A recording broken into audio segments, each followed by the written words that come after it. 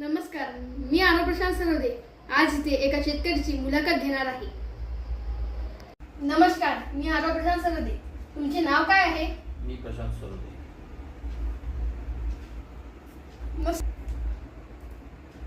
तुम्ही किती शिकले आहात व तुम्हाला शेतकरी बनावसे का वाटले? मी 10वी शिकलो.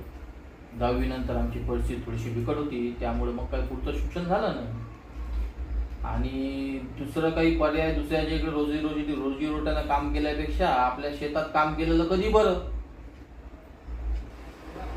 तुमच्या परिवारामध्ये कोण कोण आहे? माझ्या परिवारामध्ये माझी आई, पत्नी आणि एक मुलगा आहे. तुम्ही आता कशाची पेरणी केली आहे? मी आता सोयाबीन लावलं, सोयाबीन मध्ये तूर लावली आणि 2 एकरात कापसाची पेरणी केलेली आहे. सध्याची परिस्थिती आहे त्या परिस्थितीवर तुमचे काय मत आहे? सध्याची परिस्थिती पाहता शेतकऱ्याची खूपच बिकट आहे. पहिली गोष्ट तर सरकारनं कर्ज माफ केलं नाही, त्याच्यात हे वातावरण सुरू देत नाही. जा ऊन पडते तर ऊनच पडते आणि पाऊस पडते तर असा पाऊस पडते की शेतीतलं पीक सर्व होऊन जाते. पुरावर पूर येऊन राहिले आणि काही सुचून नाही राहिलं. आताच्या पिढीसाठी तुमचे काय संदेश आहे? माझा संदेश फक्त एवढाच आहे की मुलं आजकाल नोकऱ्याच्या मागे लागले. शेतीतही बरंच काही आहे. आपण पाहतो आता मराठवाड्यात कोणी केळीची बाग लावली, कोणी ड्रॅगन फ्रूट लावलं, कोणी पपईची बाग काढली.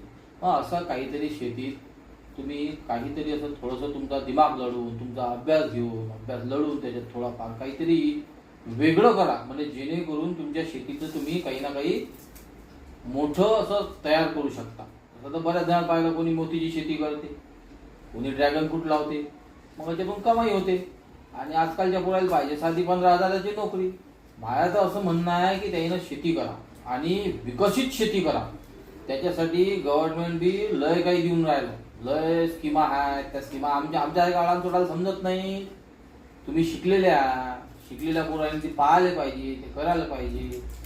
आहे खूप सारा आहे, त्याच्यातही कमाईसारखं आहे. काय ज्या मराठवाड्यात 2-2 एकर शेती आहे, पण ते लोक आपल्यापेक्षा सधन आहेत, कारण आपल्या इकडचे लोक ते विचारच करत नाहीत. सोयाबीन तूर आमच्यासारखी पेरतात, पाण्यानं वाहून जाते आणि मग डोक्यावर बसतात. दुसरा पर्याय नाही.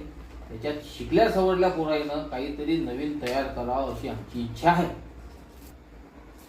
तुमचे बोलणे ऐकून खूप छान वाटले. तुम्ही मनोगत सादर केल्याबद्दल तुमचे खूप खूप आभार. धन्यवाद. कॅमेरा मोनिकासह मी आरो सरोदे, बातमी जनकल्याणाची, अकोला.